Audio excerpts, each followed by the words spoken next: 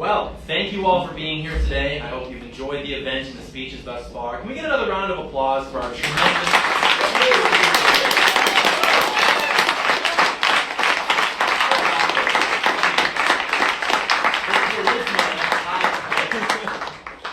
the energy of Carson, the articulation of Tyler, which is really unmatched. But as much as I love being behind the desk, this really is my favorite thing to do because it allows me to come out and see all of you wonderful people with your smiling faces, and it really does show what impact we actually do have, tangibly speaking, because when all is said and done, there's really not an effective difference between what we're doing here and what the talk radio programs of the 1980s were doing, perhaps the cable news programs of the 1990s were doing. The end result being, of course, we end up here on the college campus. But, of course, no appearance on the college campus would be complete without the appearance of the foot soldiers of the global libtard menace.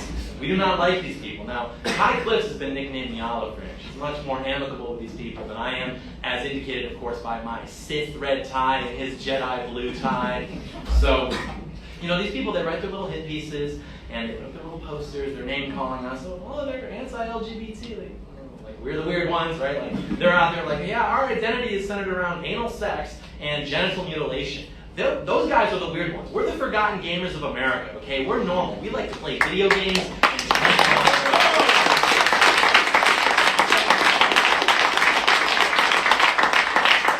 but they can't help themselves. They are miserable people fundamentally. They are spiritually ill, and you can see it just by looking at them. They don't know God. They view life as nothing more than just the pursuit of pleasure. And so they do that to numb the pain of their own existence. And so when some young men come along, and they're more talented, they're better looking, smarter, more driven, they have no choice but to attack us. And they'll say it's because our ideas are basically just mean. You guys are mean, they're so hateful, we're so loving, and they're so hateful. They're just projecting all of that onto us.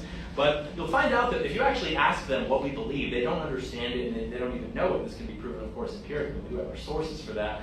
And that's more or less, I wrote here because they're bad word retarded. But that is true, fundamentally. They hate us because we're normal. They hate us because our existence in itself highlights their insecurities, and so, of course, they attack. And this puts me in a tough spot because I really did just want to make videos on the internet. I really just wanted to be at my desk with my little microphone, little Jesus bobblehead.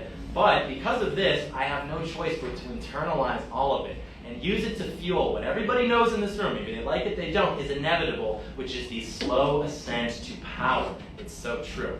Because we are returning to the mindset of our ancestors. The mindset that these people have tried so persistently to psychologically condition us into abandonment, which is very simply that we are for good and against evil. We're not liberals, we are illiberal. We do not believe in live and let live. Do what you want, man, because we know that evil is a cancer. It's a fire that, if not suppressed, will destroy your whole country. We thought that we could take communists at their word. Look where that got us. We thought the good and evil are just different points of view, man. And look where that got us. I would absolutely hope that what I'm saying is alarming because I'm trying to raise alarms. I'm trying to alarm people because this country is going to hell and we want to do something about that. Because if we don't, then no one else will. And that's why they call us extremists. It's a scary word because it makes people think of violence, despite the fact that virtually all political violence in this country is perpetrated by the left.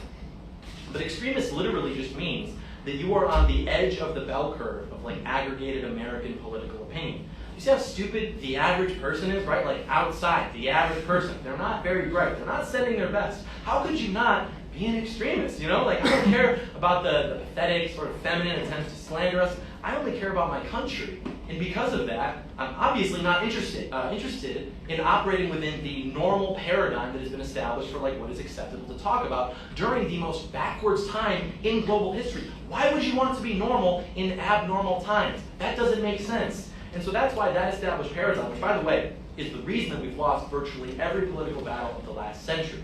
That's why they like it. That's why these journalists, these activists who are good little servants to the establishment, that's why they like it. That's why they monitor the actions of 4 up-and-comers, people who are ascendant, intelligent young men who care about their country. But they don't write these articles about people like Matt Schlapp or Mark Levin, people who are household names, more or less, if you've been paying attention to right-wing politics for more than 5 years or so. And it's because they fear what we represent. Conservatives think that they want to win, right? Everybody in here wants to win. Show of hands, who wants to win? Can we do a little polling? We're so bad. Everyone wants to win. This is good. We can work with this. They want to win, but because they're only used to losing, They're uncomfortable with what it will actually take to win, because the only thing they know and therefore are comfortable with is losing.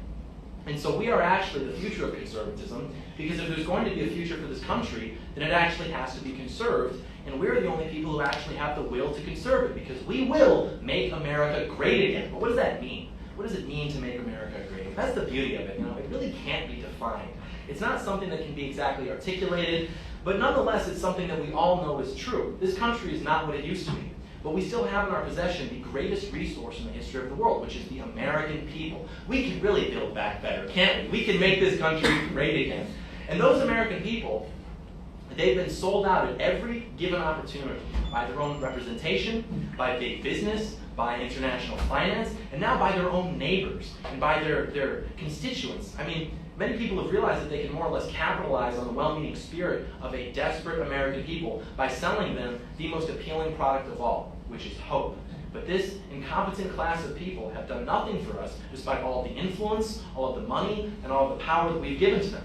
And so the difference between that class of people and the class of people composed of my cool friends and myself is that we're not only the ones who want to win, but we're the only ones who actually can win. And as we've collectively gone through even the last, 3 years of the American experience, I'm sure it's as clear to all of you as it is to myself and my cool friends that we are not on track to win.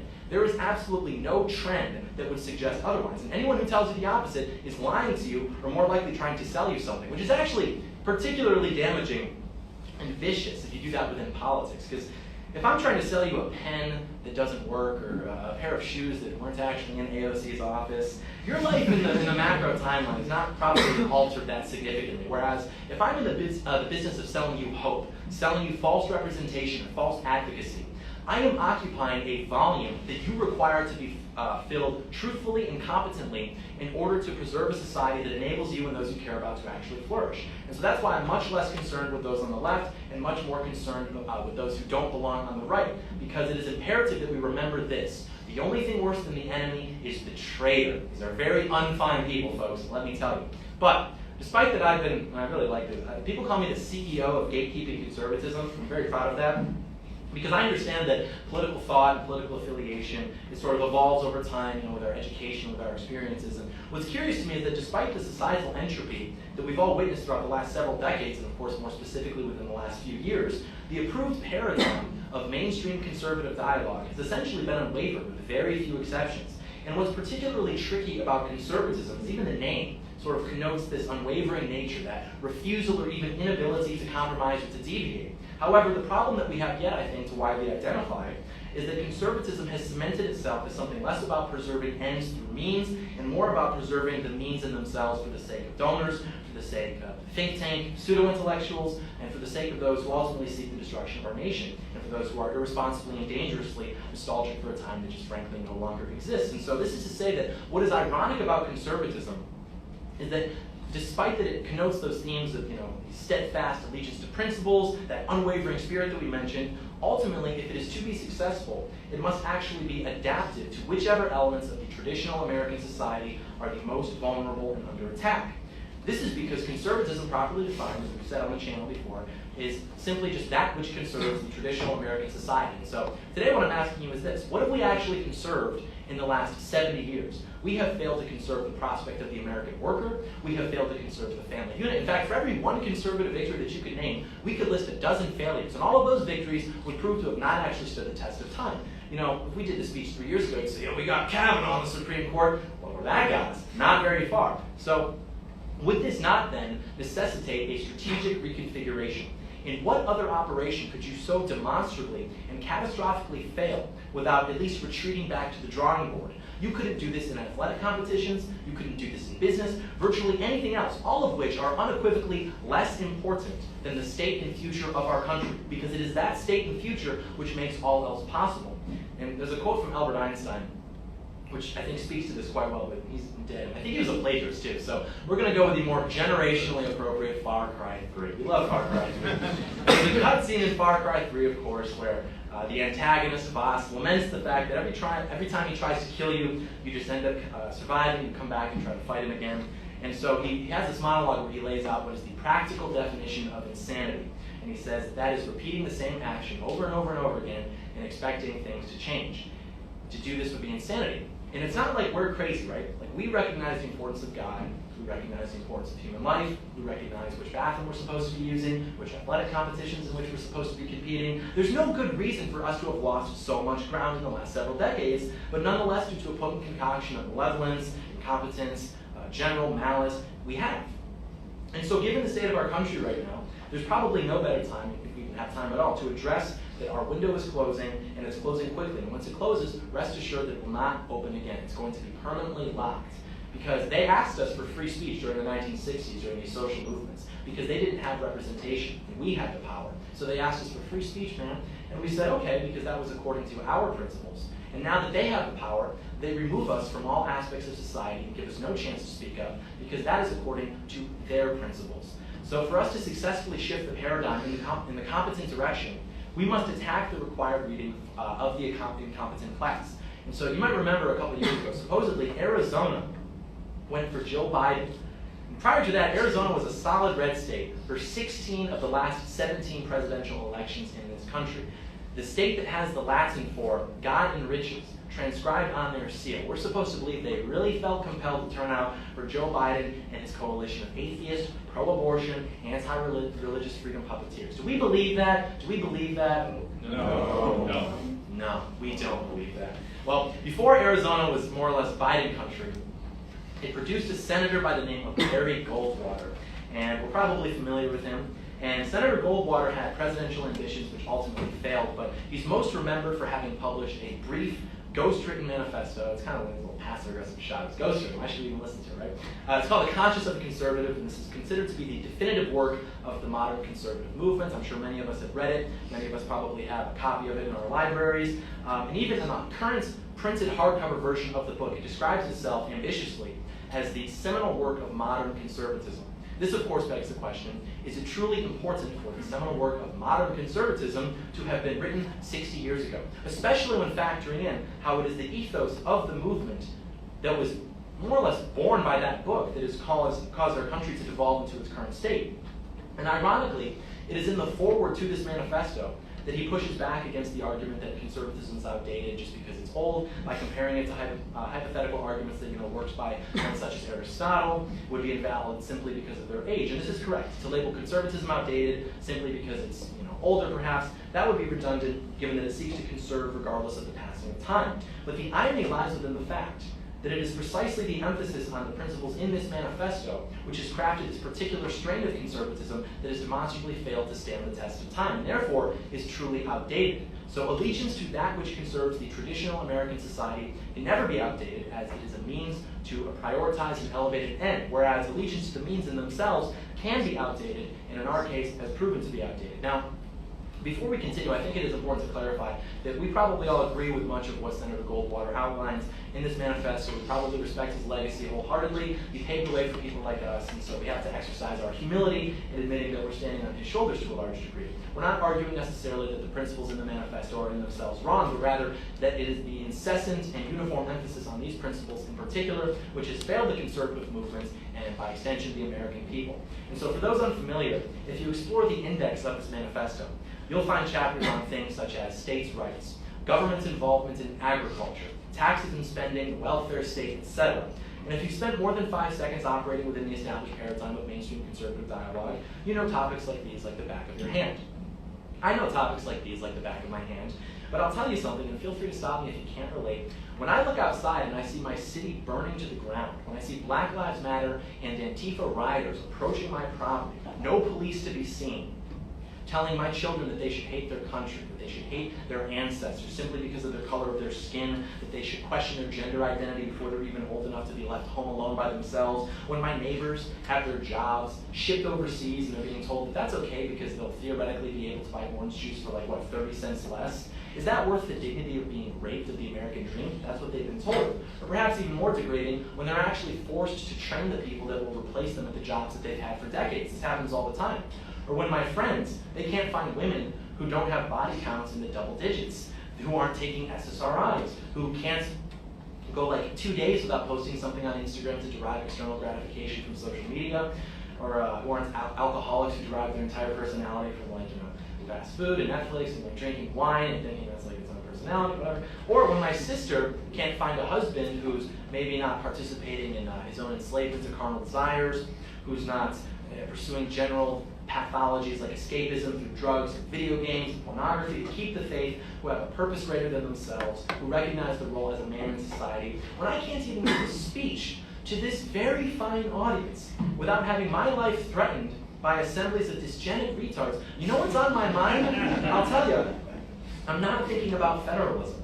I'm not thinking about the deficit. Believe it or not, I'm not even thinking about Ronald Reagan. What I'm much more focused on is the immediate realization that the solution to these problems is not a flat tax.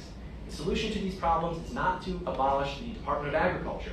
And as much as we hold these truths right now to be self-evident when we hear them, you wouldn't know such to be the case upon opening and reading through the manifesto or even operating within the established paradigm of modern conservative dialogue, which exists, of course, largely because of this manifesto. He even ends the introductory chapter by writing that there is no difficulty in the day's overriding political challenge being identified, which he writes is to preserve and extend freedom, and that the conservatives' first concern will always be, are we maximizing freedom?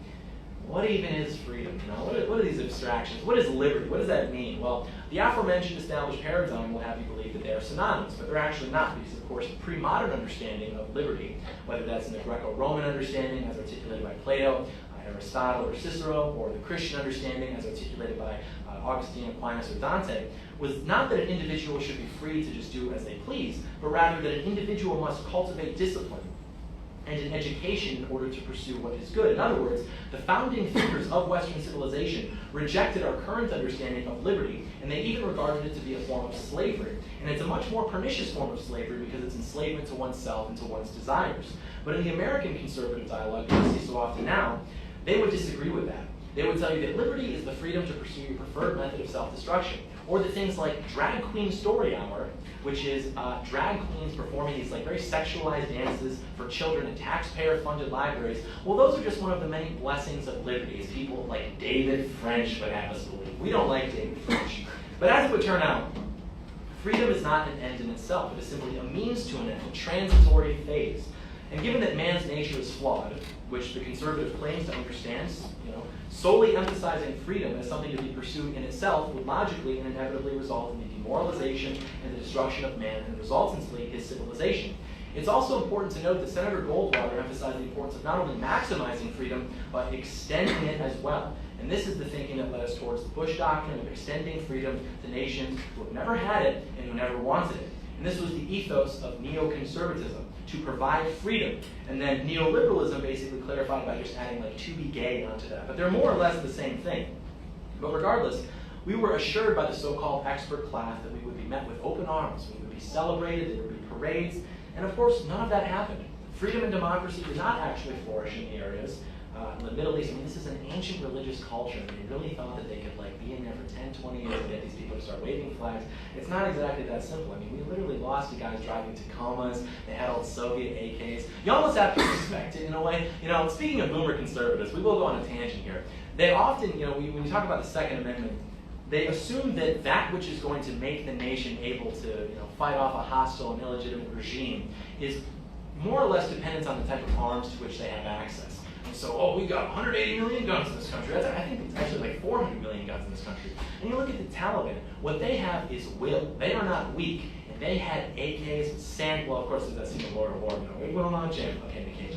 But we have so many guns, and we just went through the greatest tyranny in the history of the world in this country, actually, except for maybe a handful of exceptions in the 20th century, and no one did anything about it. This is not a call to violence, this is not incitement. It is simply to say that there has to be something more to drive the people than simply tools. There has to be this internalized willpower that this country is more or less lacking. And I think that's important to understand. But of course, none of that happened, and that experiment is still costing us money and people, both of which are being taken from American households, American families. So how is it exactly that the traditional American society is conserved by robbing American families of their wealth and of their young boys and young girls now? Well, what is being conserved while they're doing that, when we're spreading gender theory to women and children in the Middle East? Nothing.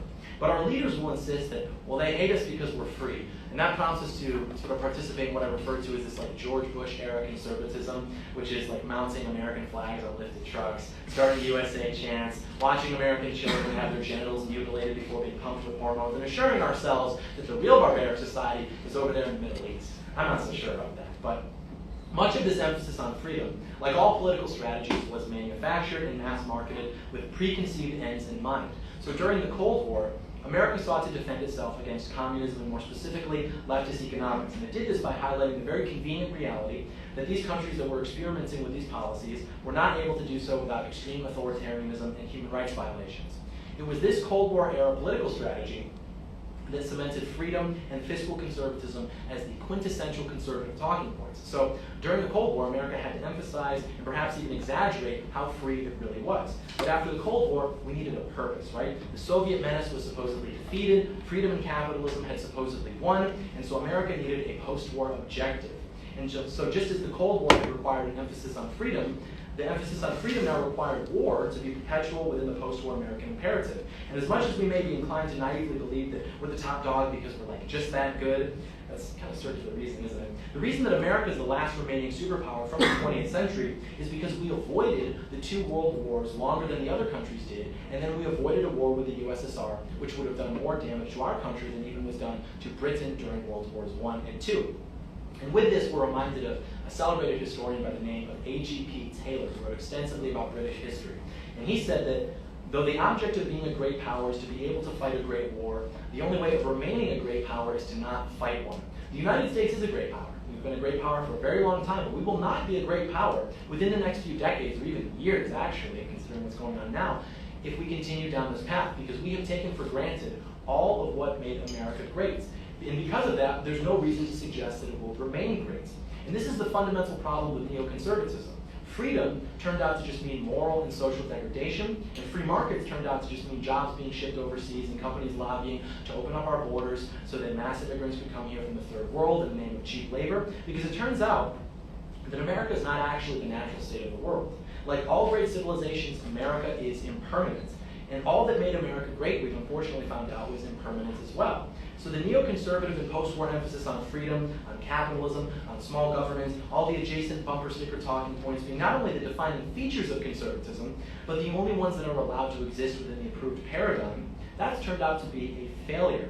The traditional American society has not been conserved. The moral fabric of the nation has not been conserved because it's not to be taken for granted. The family structure of a nation is not to be taken for granted. The ethos of a society, the logos of a society is not to be taken for granted. And interestingly enough, it is those very facets of the society that compose its foundation. Without that foundation, your society is doomed to fail. Because at that point, it doesn't even exist. There's nothing under which to unify. You're all simply consumers who feel as though you have freedom because the screen people tell you so, and you can like what? Watch porn and buy guns, and so that's why Washington crossed the Delaware. I don't know about that, but the point being that neoconservatism, which by the way, historically, as we know, was just founded by disaffected liberals who didn't quite like socialism, but who did like bombing foreign countries, that's been a failure. And anybody who at this point, given the state of the country, is still trying to sell it to you, doesn't view you as a fellow American, but as a consumer waiting to be exploited. Do not be fooled. And to reiterate, this is not to say that the principles as outlined in the manifesto are in themselves bad. They're not.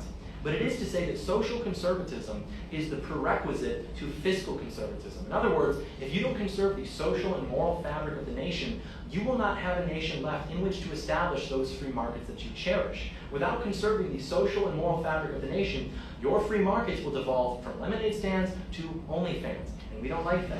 Because capitalism is a machine, right? It's this amoral abstraction. And without a moral fabric in society, that machine will deviate from providing to you appliances and furniture at a low cost efficiently to eventually enabling people to profit off getting your children addicted to pornography, addicted to marijuana, any one of the many vices designed to pacify and depress people. And without a social fabric in the society, that society will eventually destabilize to where it requires that big government that we fear so much in order to prevent, but more realistically just delay its collapse. I'm assuming that much of this is ringing a bell. To repeat, fiscal conservatism is a means to an end. I want to be able to keep more of my money so that I can provide to my family, provide for my family. I want to be able to purchase goods that we require. I want to be able to do that for as little cost as possible. Small government, that is also a means to an end. I want to be able to pursue good as defined by God without the government breathing down my neck, and I want to be able to provide for my family without some bureaucrat taking my money, telling me how to run my business. It's like this extortive consultation service, except you can't say no because then they'll shoot your dog. But all of these principles, they are just simply means to ends. They're not ends in themselves. They serve a purpose. And when that purpose is forgotten, or when it's taken for granted, we can't expect it to self-perpetuate. Conservatism, properly defined, is simply that which conserves the traditional American society. But instead of actively working towards that end, which would require effort, we've elected to work towards these abstract means in themselves, which was AstroTurf, by the way, both transnational corporations, the ruling class, basically all the people who you know more or less hate you and want to destroy you. So I don't think anyone in this room feels as though we're really winning, as though you're scoring points, especially when you do things like, hey Lib, socialism sucks. Hey AOC, I'm going to technically troll you on Twitter. These are not actually viable political strategies. This is why there was an unprecedented and tremendous pushback against President Trump, because he broke free from that post-war neoliberal consensus. And all the aforementioned actors who are acting, of course, in bad faith knew that they had to stop it, because that has been the only legitimate threat to their power and resultantly to the established paradigm that has existed for the American people in the last 80 years. But unfortunately for us, these privatized propaganda apparatuses that have assembled to serve as an extension of these power structures under the name of freedom and free markets and whatever, they've indoctrinated the country into not only believing that it's permissible, but righteous to punish someone for being socially conservative, formerly known as actually conservative. If you want to conserve the American family by rejecting feminism and the sexual revolution, you will be attacked. If you want to conserve the American culture by, I don't know, maybe proposing that bringing in like 2 million people a year might be a tad bit excessive, you will be attacked. In other words, if you actually want to conserve something beyond these abstract principles, you will be attacked. These abstract principles that have been proven over the course of several decades to be indisputably inadequate in themselves at the task of actually conserving the country, you will be attacked. And that's actually a good thing. If the worst people in society, the people who kill babies, the people who desecrate the legacies of the men who built this country, the people who want to sexualize your children, if they're not attacking you, then it either means that they view you to be an ally or they do not view you to be a threat. In either case, fix yourself. Conserve something or lose everything. We will make America great again. Thank you.